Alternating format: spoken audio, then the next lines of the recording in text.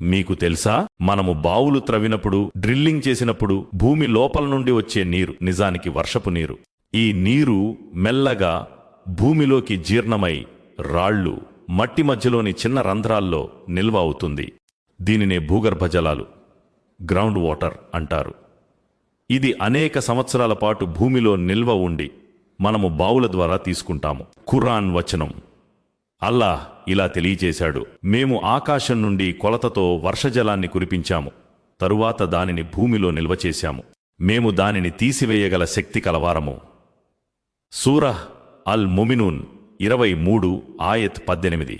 Science కూడా చెబుతోంది, ఈ రోజుల్లో శాస్త్రవేత్తలు నిర్ధారించారు, వర్షపు నీరు భూమిలో జీర్ణమై భూగర్భ జలాలుగా నిల్వ అవుతుందని. ఈమాన్ యొక్క సత్యం గుర్తుంచుకోండి, మనకు అసలు ఆధారం సైన్స్ కాదు. ముస్లింలకు అసలు ఆధారం ఖురాన్ మరియు ప్రవక్త ముహమ్మద్ సల్లల్లాహు అలైహి వసల్లమ యొక్క సహీహ్ సున్నత్. వాటిపై నమ్మకం ఉంచి వాటి ప్రకారం ఆచరించడం ముమిన్, నిజమైన విశ్వాసి యొక్క గుర్తింపు. సుభాన్ అల్లాహ్.